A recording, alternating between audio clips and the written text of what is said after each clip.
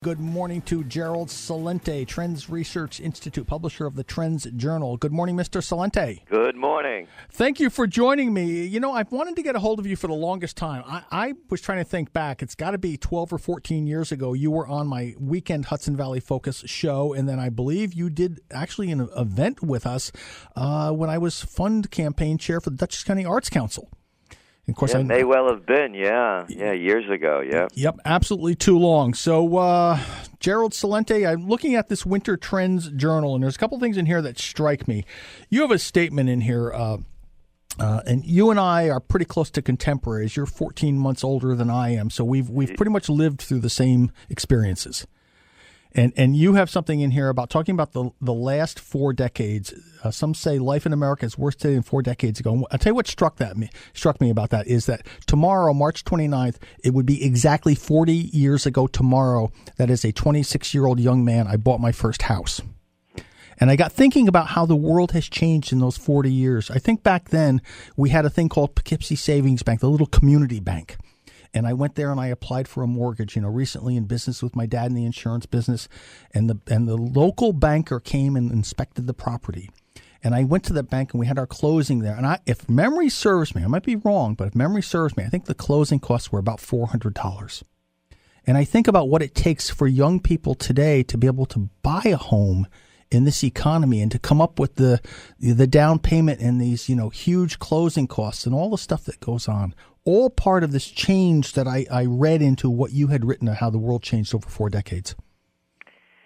It's a multinational takeover, and it began actually, we really got into high gear with somebody who nobody really thought would do it, and that was Jimmy Carter.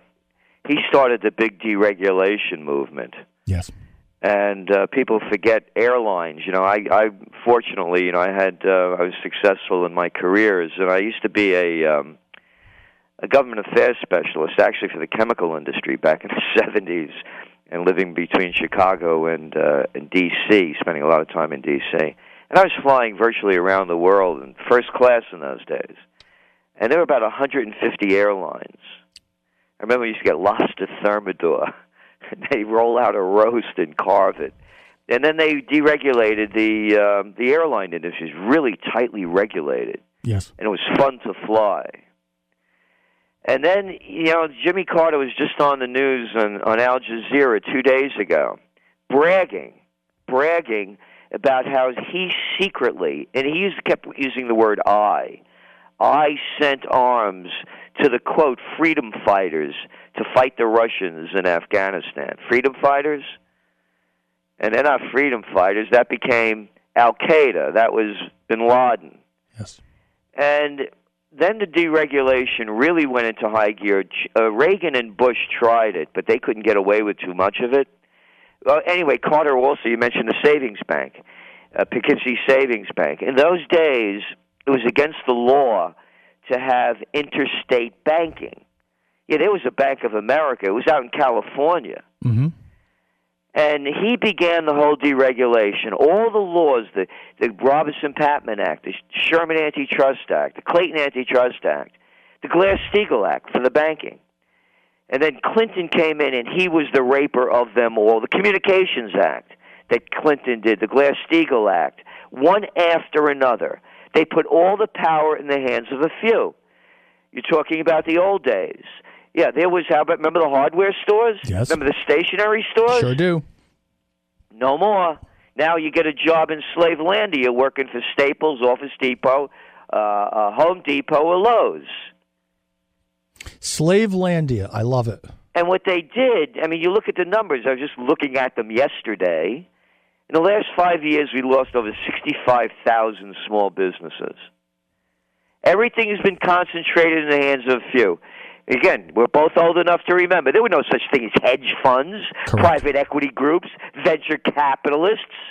That's all these bunch of money junkies own everything, and it's the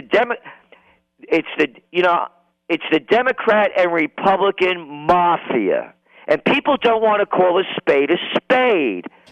They protect and they. You know my campaign slogan is for 2016. Give it to me.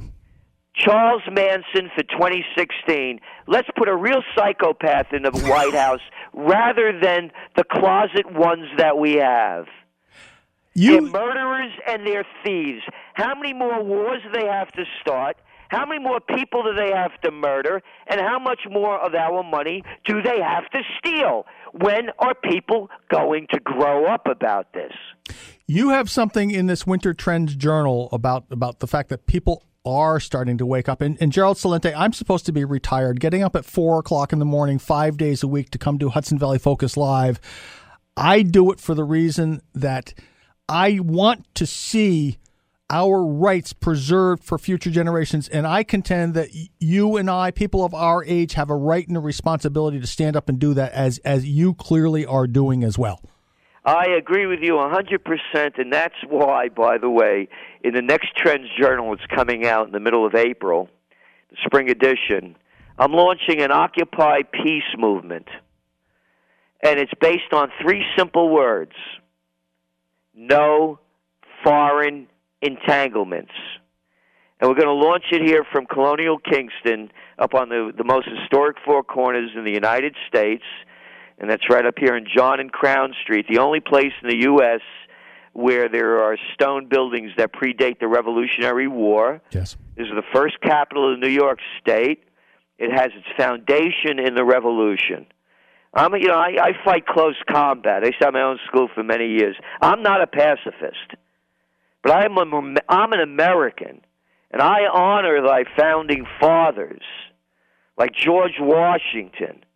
A real man, not like one of these little yapping little chicken hawks out there. These little guys with their fat little mouths and a pair of cojones the size of mothballs that are saying, we got to be strong. We have to fight. We have to do. What do you mean we? We mean sending somebody else to go do your dirty work. I believe in the founding fathers and the principles upon which this nation was founded. No foreign entanglements. And I believe we can restore America by bringing all of our troops home. What are we doing in bases in Italy and Germany and Japan? 700 bases around the world. It's what General Dwight D. Eisenhower warned the nation of in his farewell address, as Washington did in his farewell address. And Eisenhower said the military-industrial complex is taking over the nation. It's robbing us of the genius of the scientists, the sweat of the laborers, and the future of the children. Here we are. The nation is going to crap in front of all of our eyes. And like you said, people like you and me and others in our generation, we're the elders now. Yes. And it's up to us. And the young people, we're both old enough to remember the deal. Why were there huge demonstrations against the Vietnam War? Because we were getting drafted. Our lives are on the line. Hey, lives weren't on the line. They had volunteers for Iraq and Afghanistan. It was almost lockjaw out there against the wars. You don't see protests going on. Absolutely. Let me jump in here for one second. You just said something about George Washington, and I literally do keep my pocket Constitution on the console in front of me every single day because I believe this is the nation's navigation chart, and we have to hold. And Washington said a primary object should be the education of our youth in the science of government in a republic which species of knowledge can be equally important, and what duty more pressing than communicating to those who are to be the future guardians of liberties of the country. George Washington. And that's what we have to speak out against for every single day. Yep. And again, you have that also. You have, anybody could Google it up, his farewell address saying no foreign entanglements. And not only him, Jefferson, Franklin, Adams. Could you imagine Obama or Clinton or Bush or Teddy Cruz or Rand Paul or anybody going to Washington and say, George, I heard your farewell address. You're full of baloney. I know better. I went to Harvard. Gerald Celente, Trends Journal, on the phone with me. Gerald, what's the best website where people can learn more about the Trends Research Institute? Is it TrendsResearch.com? Yeah, TrendsResearch.com or TrendsJournal.com take you to the same place. But again, we're going to be launching an Occupy Peace movement. We, the people, could turn this around. Absolutely. November 4th is an election day, and my message probably every single day I'm on air from now until November is going to be, people, you better be registered to vote. You better know what the true facts are about the issues, and you better recruit others and get off the bench. It's not up to the other guy to do it. It's up to you to do it and to stand up and be counted. Well, you got it, Boyd. Thank you very much. You're right. We're on the same page. I just believe this sincerely, and going forward, I'll talk to Zeke in your office and have you back again, and certainly we'll be up there in what was the date again that you said? Well, we don't know. Okay. We're just going to be launching it. We're putting the website up now. It's going to be called OccupyPeace.us. Now, let me ask you a question related to that, and I want to make sure we understand. There was, of course, going back to the 1930s, and people would do well to understand the 1930s and the parallels to today. What you're calling for Occupy Peace and no foreign entanglements, does that paint you into the picture of being an isolationist? No. I travel the world. But again, going back to why isn't it working now?